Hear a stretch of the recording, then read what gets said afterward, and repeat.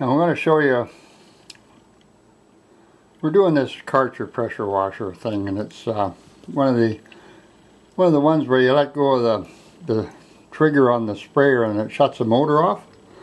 Well, this thing was shutting off too early, so we're going to show you how to fix it. But before we get that far, remember 120 volts and high pressure water.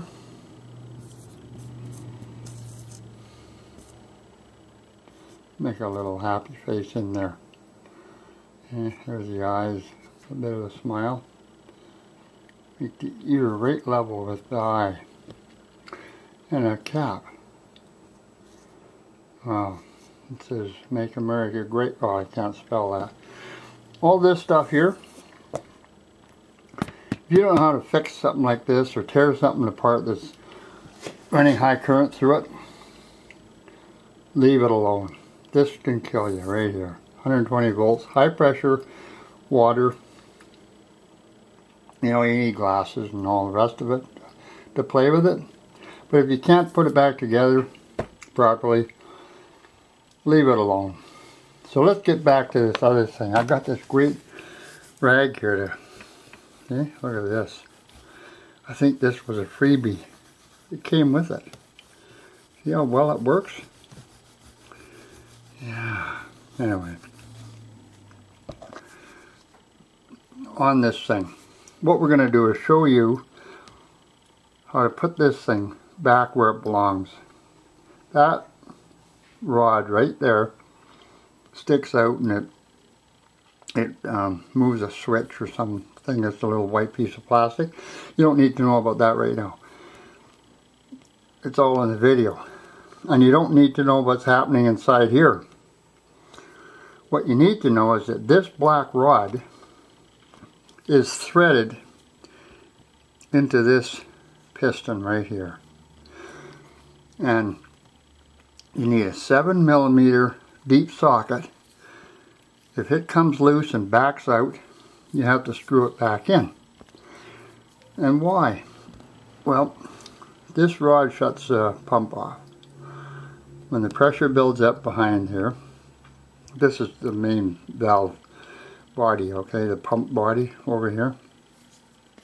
I'm not drawing any of that. When that rod moves, because the piston here has the pressure behind it, it moves this switch, that turns it off, shuts the motor off. So what happens, in this case, the repair we're doing, this rod became loose, probably whatever they glued it in there with let go, and it backed off out of the piston here. So it only had to move a tiny bit and it would shut the pump off.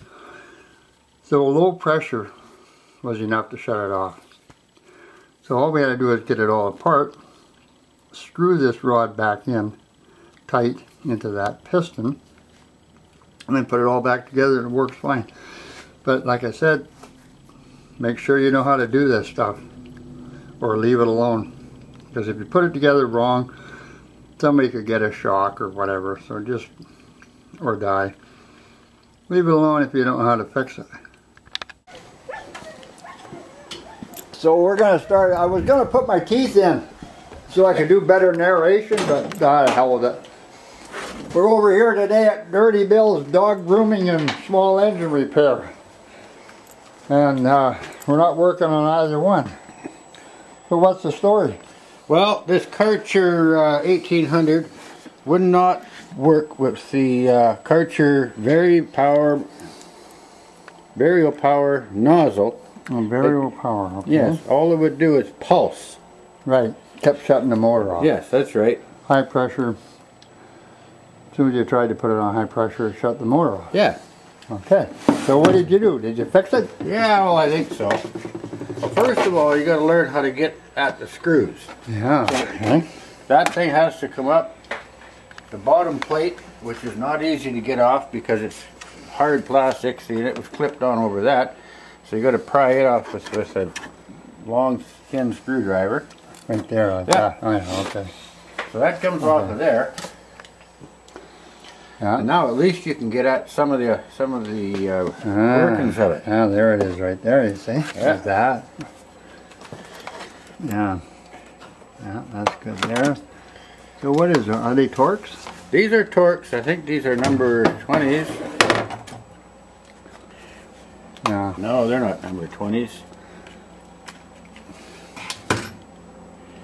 Well, they're less than 40. Yes, that's for sure. They're just little guys. Yeah, so we'll get to that after. Yeah. So the handle will come off, and that will release the. That will release the plastic from there. Oh yeah. Good. They're funny screws because you see what they're doing is they're actually holding a large piece of plastic. Oh right. Okay. Yeah. That prevents the handle from falling off when you use it to drag this thing around. Yeah. Yeah. Okay.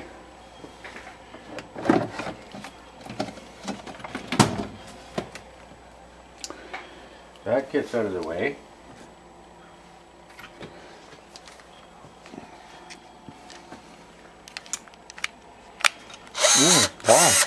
Gosh. Junk. Is that better than that dirty tire made in China No, stench? not really, because it's brushed. It brushes. So as soon as you use it wide open for 3 seconds, Still got the made in China stink on it, eh? Oh yeah. Ah. Good. That works good. Germans had one good idea, and they use these Torx that don't seem to strip out so easy. Yeah, I thought they were made in Mexico. Well, I don't know.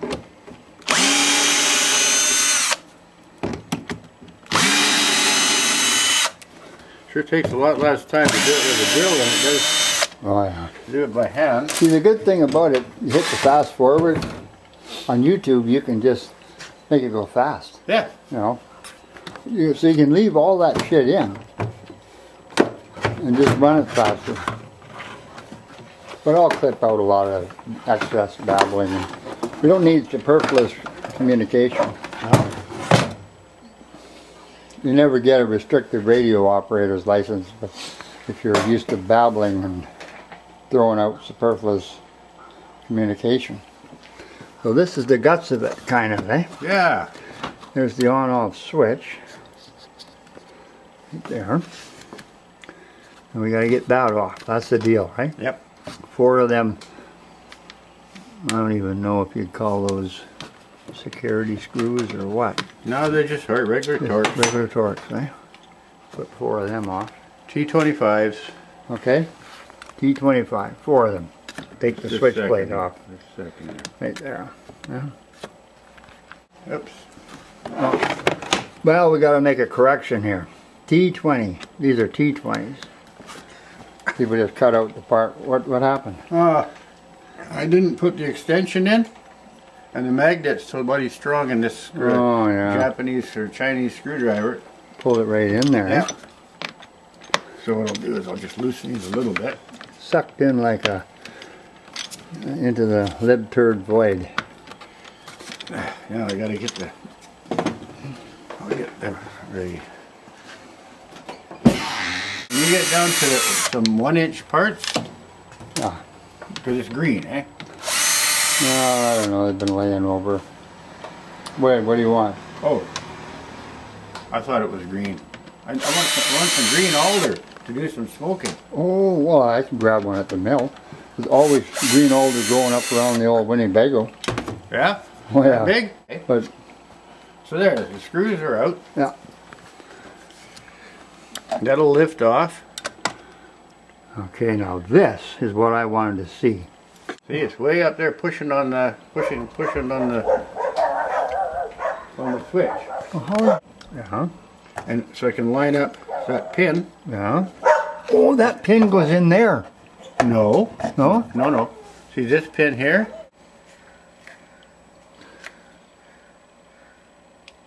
That was my. Because how in the hell, like, in order to turn this thing on, this thing has to be down there, remember?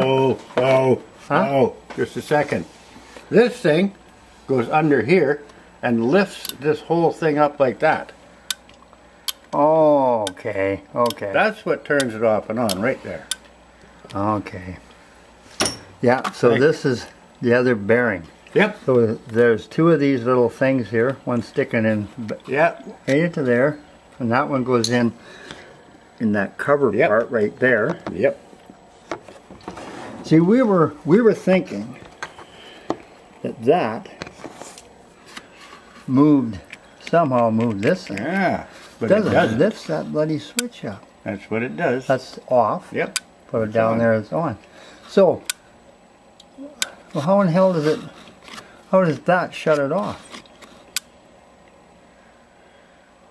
You drop this thing down. Okay, it drops down onto there. Oh, I see how. Because you see the pin comes out. Just a second. Let's finish disassembling here. Get that out of the way.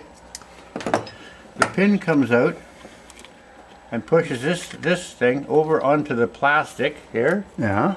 Oh, and lifts it up. And lifts it up. Ah. Yeah. Anyway, that's your all this does here is shuts it off.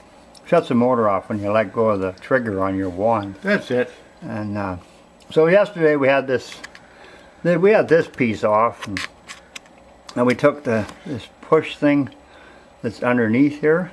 We took that off, the little plastic collar that goes around it, and a little tiny O-ring. We had that out and looked it over, and probably why this thing was shutting off prematurely with low pressure was because the rod, which you can see just underneath here, had come unscrewed from the piston that moves it back and forth, the pressure piston. Let's take the rest of it off so you can see it. Yeah. Well, you gotta get those. Yep. Okay. And that was the next size up. They were like 34s or something. 30, wasn't it?